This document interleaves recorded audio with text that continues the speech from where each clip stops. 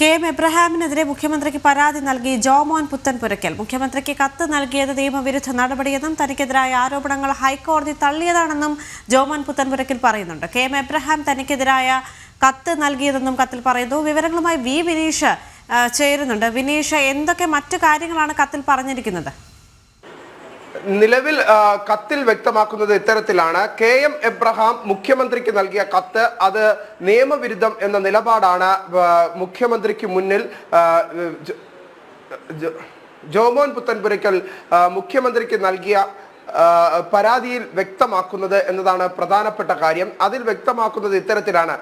ഒരു കോടതി CBI അന്വേഷണം അനധികൃത സ്വത്ത് സമ്പാദന കേസിൽ മുഖ്യമന്ത്രിയുടെ ചീഫ് പ്രിൻസിപ്പൽ സെക്രട്ടറി ആയിരിക്കുന്ന വ്യക്തിക്ക് ഇത്തരത്തിൽ കോടതി അനധികൃത സ്വത്ത് സമ്പാദനത്തിന് CBI അന്വേഷണത്തിന് ആവശ്യപ്പെടുന്ന ഘട്ടത്തിൽ ആ CBI അന്വേഷണം ആവശ്യപ്പെടുമ്പോൾ അതിനെ കൂടുതൽ അന്വേഷണം വേണമെന്ന് ആവശ്യപ്പെട്ട് മുഖ്യമന്ത്രിക്ക് കത്ത് നൽകുക അത് നിയമവിരുദ്ധമാണ്.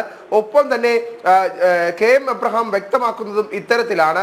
തനിക്കെതിരെ ഒരു ഗൂഢാലോചന നടക്കുന്നുണ്ട്. ആ ഗൂഢാലോചനയുടെ ഭാഗമായാണ് ഇത്തരത്തിൽ തനിക്കെതിരെയുള്ള കേസ് വന്നത് എന്ന ഒരു നിലപാടും മുഖ്യമന്ത്രിക്ക് നൽകിയ പരാതിയിൽ കെ.എം. എബ്രഹാം പറയുന്നുണ്ട്. അതും നിയമവിരുദ്ധമാണ്.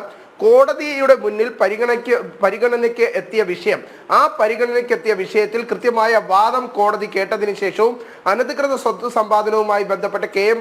എബ്രഹാമിന് ബന്ധമുണ്ടെന്ന ഒരു വിലയിരുത്തൽ ഉണ്ടായ സാഹചര്യത്തിലുമാണ് ഹൈക്കോടതിയിലെ ജഡ്ജിമാർ ഇത്തരത്തിലുള്ള ഒരു ഉത്തരവിറക്കിയത്.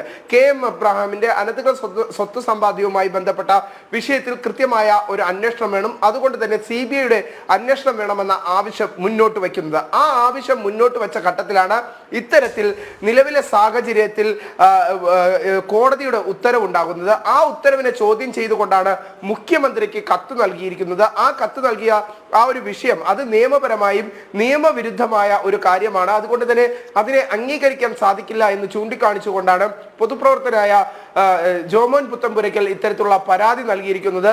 ഒപ്പം തന്നെ മുഖ്യമന്ത്രിക്ക് ആ പരാതിയിൽ വ്യക്തമാക്കുന്നതും ഇത്തരത്തിലാണ്. ജോമോൻ പുത്തൻപുരയ്ക്കലും തന്നെ അപകീർത്തിപ്പെടുത്താൻ ശ്രമിക്കുന്നു എന്ന് കെ.എം. എബ്രഹാം ആദ്യം നൽകിയ പരാതിയിൽ പറഞ്ഞിരുന്നു. അത് തെറ്റാണ് എന്ന് തെളിയിക്കുന്ന തരത്തിലുള്ള വിവരങ്ങൾ ക്രോഡീകരിച്ചുകൊണ്ടുള്ള ഒരു പരാതിയാണ് ജോമോൻ പുത്തൻപുരയ്ക്കൽ മുഖ്യമന്ത്രിക്ക് നൽകിയിരിക്കുന്നത്. നിലവിലെ സാഹചര്യത്തിൽ അനധികൃത സ്വത്ത് സമ്പാദനവുമായി ബന്ധപ്പെട്ട് മുഖ്യമന്ത്രിയുടെ പ്രിൻസിപ്പൽ സെക്രട്ടറി കുടുങ്ങുമെന്ന ഒരു ഘട്ടത്തിലേക്ക് കാര്യങ്ങൾ വലിയ വിവാദത്തിലേക്ക്, അത് സർക്കാരിനെയും വിവാദത്തിലേക്ക് വലിച്ചിഴക്കുന്ന ഘട്ടത്തിലേക്ക് എത്തുന്ന സാഹചര്യത്തിലാണ് വീണ്ടും ഈ ഒരു വിവാദം ഉയർന്നു വരുന്നത്.